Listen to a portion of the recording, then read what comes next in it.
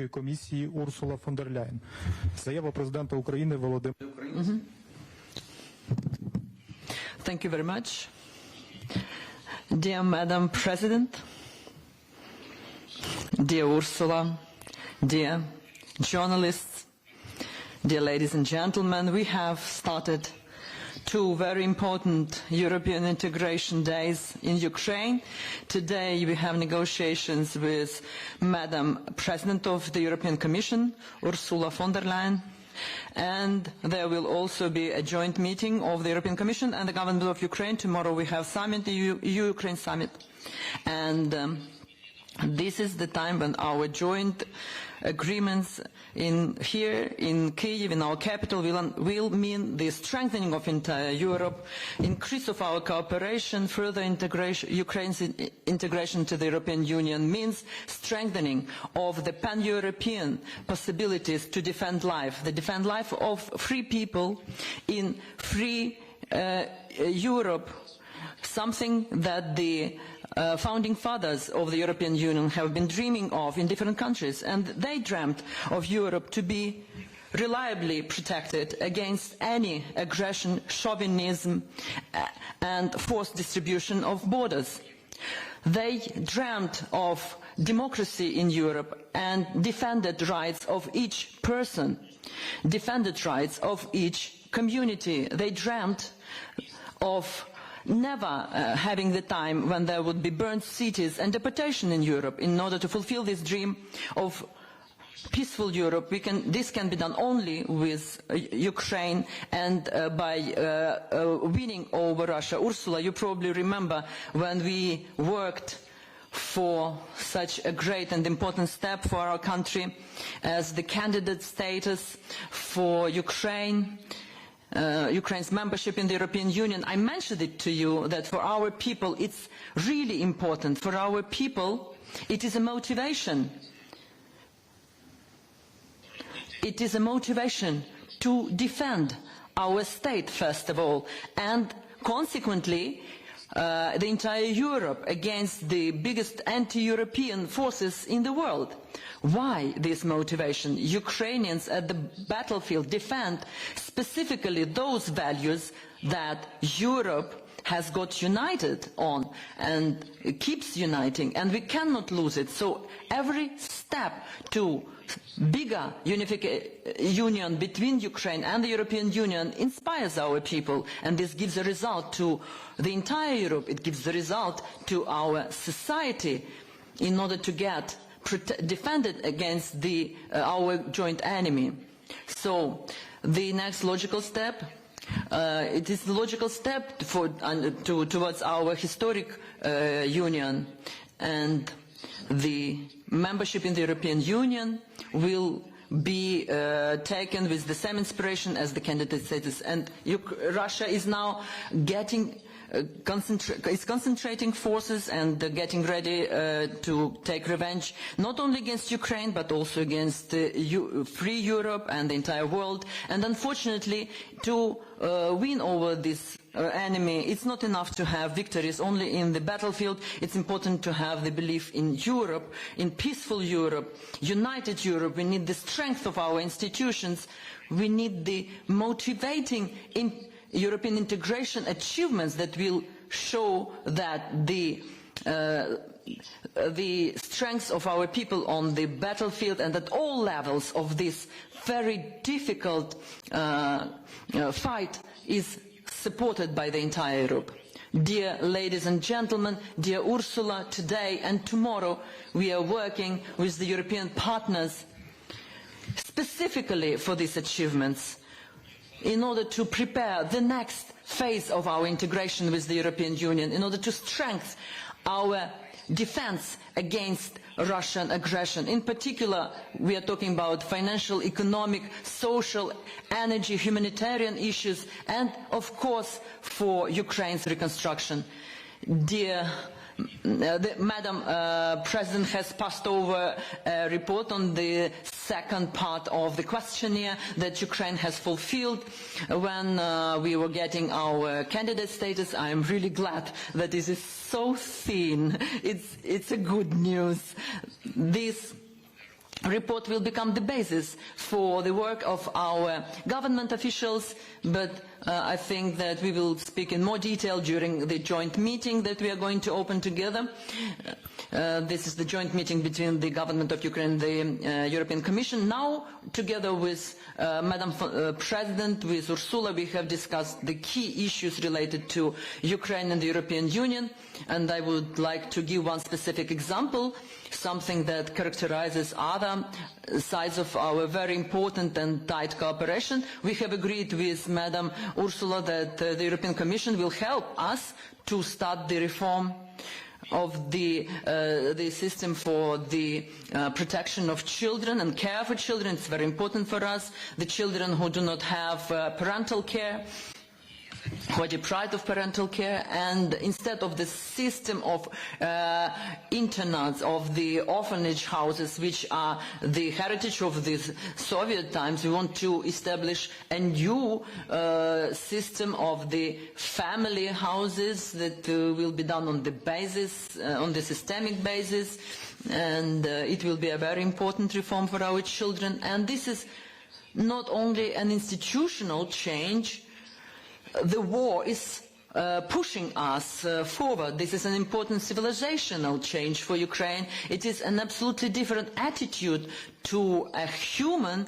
It is the proper, correct attitude to families and to society in general. And I know that the First Ladies team will also meet with Madam von der Leyen, with Ursula, and they will discuss this and other very important humanitarian issues in the cooperation with the European Commission. We have also confirmed the necessity to continue liberalization of trade between Ukraine and European Union. We have talked about the financial and economic stability of Ukraine. The European Commission support is very important. It's high priority for our country. We have talked a lot about the reconstruction.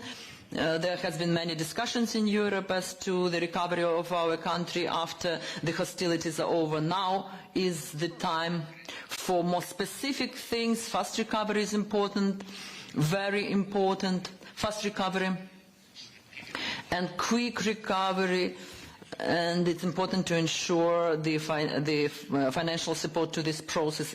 It's a priority. We also implement our joint program with the European Commission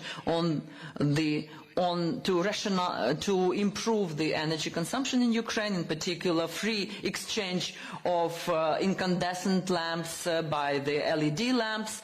And I would like to thank personally to Ursula for this program, and 5 million LED lamps that have been funded by the European Commission, European Union, have already been sent to Ukraine, and this will result in considerable decrease of deficit of energy consumption in Ukraine. We have talked about the increase of the input of energy supplies to Ukraine in order to have the energy, in order for our people to have also relevant protection in the energy area. We have discussed the sanctions against Russia, in particular the 10th package.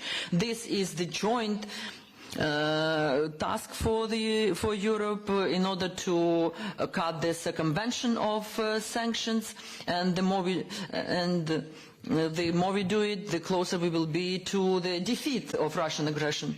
We see that sanction speed in Europe has slowed down a little bit, and the terrorist state is speeding up its adaptation to sanctions. So it's important for us to speed up and to correct the situation. And I do believe that together we will be able to do this, just like we will also be able to meet all other expectations in Ukraine and in Europe. Thank you very much for your attention. Thank you very much for this very important subject that we have discussed at the beginning of our European integration days. It's good to be back. And let me mirror what you just said about our meeting. Indeed, this is my fourth visit, and this time I did not come alone. I brought along the College of Commissioners, my team of commissioners, and by having the College of Commissioners and the Ukrainian government basically gathered around the same workbench, we are able now to work not only on sustaining the Ukrainian people now, but also to build how to build a future of Ukraine in the European Union. It has been almost 1 year since Putin launched his brutal invasion, 1 year of suffering, but also of legendary bravery by the Ukrainian people, and 1 year of impressive unity by the global community. Europe has been by Ukraine's side since day one, because we know that the future of our continent is being written here. We know that you are fighting for more than yourselves. What is at stake is freedom. This is a fight of democracies against authoritarian regimes. Putin tries to deny the existence of Ukraine, but what he risks instead is the future of Russia. Our presence in Kyiv today gives a very clear signal. The whole of the European Union is in this with Ukraine for the long haul, and we will stand up for Ukraine as we stand up for the fundamental rights and the respect of the international law. And thus my first point is indeed, you mentioned it too, ensuring economic security for Ukraine. We made a promise last year, that is stable, predictable financial support. And we've kept this promise. 2 weeks ago, we delivered the first tranche of our 18 billion financial assistance for 2023. Overall, the European Union's economic, humanitarian and military support for Ukraine amounts since the beginning of the war to almost 50 billion euros now. It is important for us to give economic security to our friends in Ukraine. We are also helping to ensure the energy security. You mentioned it too. Putin's unremitting attacks on Ukrainian infrastructure are targeted. He tries to subject the Ukrainian people to a brutal winter with little heat, power and water. But we are working together tirelessly to restore vital energy infrastructure. It starts in Ukrainian homes. From this week on, indeed, the LED light bulbs are available to Ukrainian citizens at the post office. These are the first batches of the 30 million LED light bulbs we promised, but in fact, I'm happy to announce that we can overshoot our goal. We are now able to provide 35 million LED light bulbs. We are delivering equipment to keep the Ukrainian grid functioning. And we are making sure that electricity is flowing through the grid despite the attacks. So it's very hands-on what we do, very practical. Today, for example, I can announce that we are providing 2,400 additional generators. They come on top of the 3,000 already delivered since the beginning of the war. And alongside with the member states in the energy community, we will make available over 150 million euros to purchase vital energy equipment for Ukraine. Finally, we are inviting Ukraine to our energy platform for joint purchasing of gas. You know the principle. We want to make the best use of our joint market power. So we will overcome this winter, dear Volodymyr, and many others to come. We are also working on the mid and long term of energy. Therefore, together we start to develop renewable energy sources. You have said recently, Volodymyr, Ukraine intends, and I cite you, to become a leader in building modern green energy. And rightly so. This is the right goal, and it's possible to achieve it. Renewables will not only bring clean energy, they will also increase Ukraine's energy security, because they are homegrown and because a decentralized energy system is plain and simply safer. So we are now working on making available significant funding for solar panels that will be deployed across Ukraine. We will call on member states and trusted partners to join this initiative. The aim is to power public buildings, so to provide stable supplies to hospitals, to fire departments or schools, for instance, with these solar panels on the public buildings. And the final element in the energy security, today we're signing a memorandum of understanding on renewable gases, such as biomethane or hydrogen. So very concrete steps in the direction of Ukraine's green reconstruction. And indeed, reconstruction is the big overarching topic. We are in this fight together, and we will rebuild this beautiful country together. And here let me briefly focus. Reconstruction starts now with fast recovery. So we work now together on making it available, making available 1 billion euros for the start of the fast recovery. We can start right away with that fast recovery and with these 1 billion, but of course more is to be added to that. The big topic, as I said, the overarching topic is reconstruction, and here the world is mobilizing. The G7 Donors Coordination Platform is now in place. The platform will help coordinate the international assistance and will support your reform agenda. Then there is an engine, a motor, that is the Secretariat, that is led by representatives of your government and the Commission. And that Secretariat is present here, both in Kiev and in Brussels. G7 countries and beyond, as well as international financial institutions, are now preparing to send people to second, it's secondment by experts, to the Secretariat, so that we are now pooling the efforts to make economic recovery and reconstruction a success. My second message today is that we are making Putin pay for his atrocious war.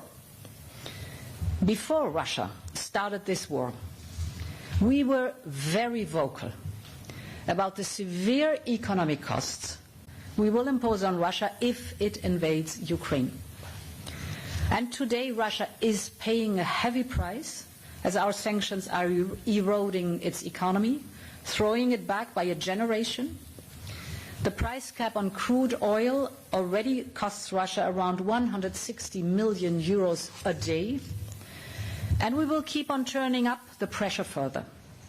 We will introduce, with our G7 partners, an additional price cap on Russian petroleum products. And by the 24th of February, exactly 1 year since the invasion started, we aim to have the 10th package of sanctions in place.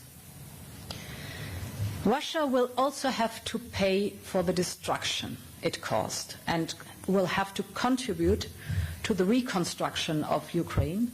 Therefore, we are exploring with our partners how to use Russia's public assets to the benefit of Ukraine. And Russia must be held accountable in courts for its odious crimes. Prosecutors from Ukraine and the European Union are already working together. We are collecting evidence. And as a first step, I'm pleased to announce that an international center for the prosecution of the crime of aggression in Ukraine will be set up in The Hague. This center will coordinate the collection of evidence.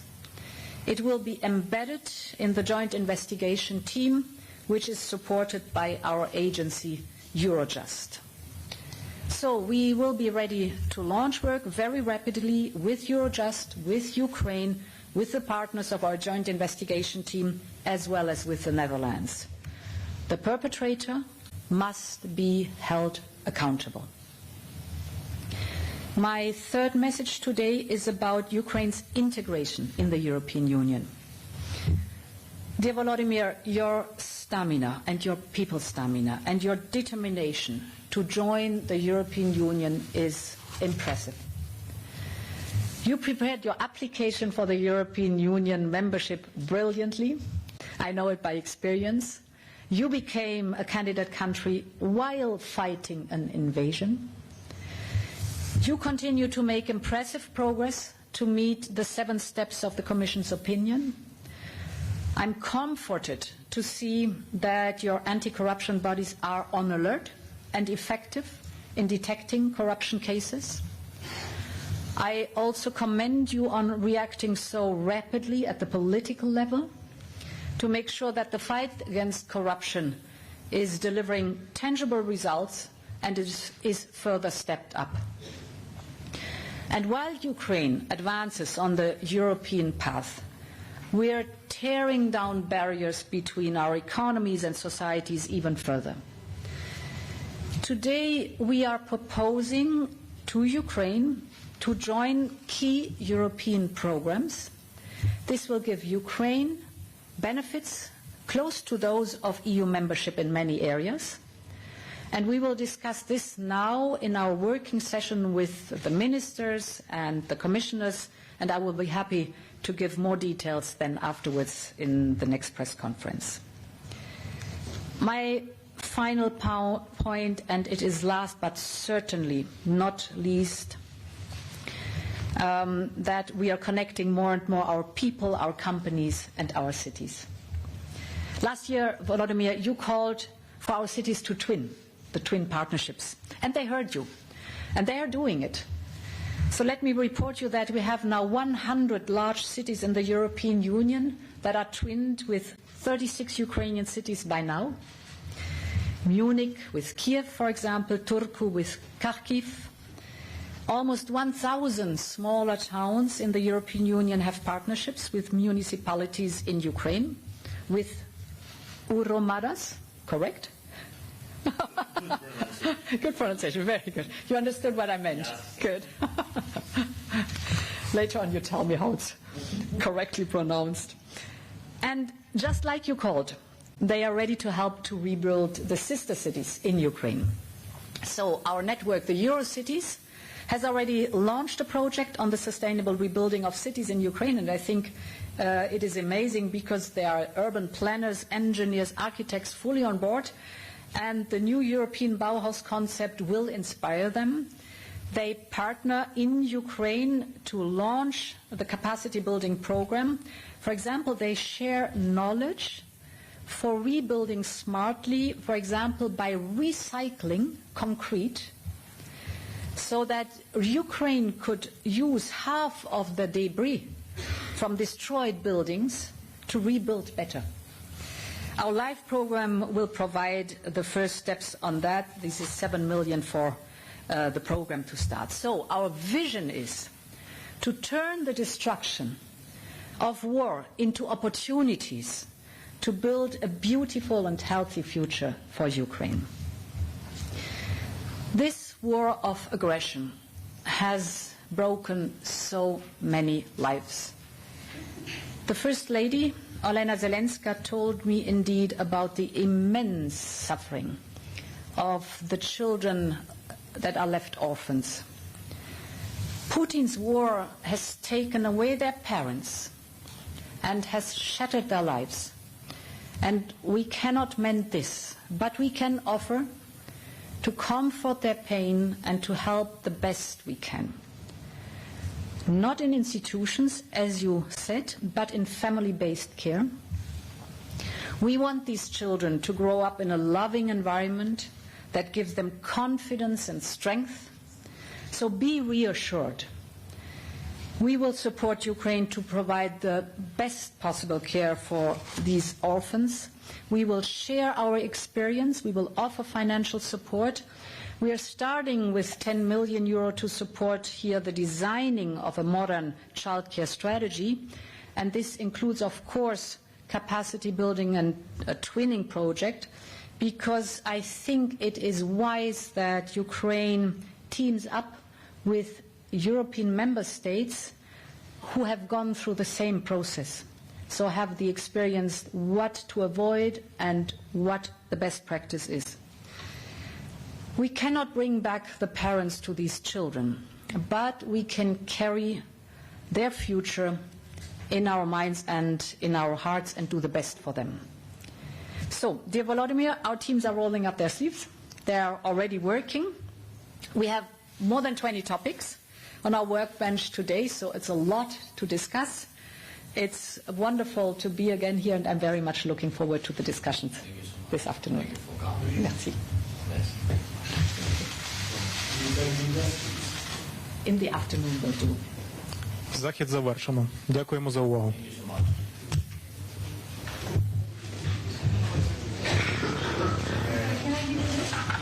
Thank you so much.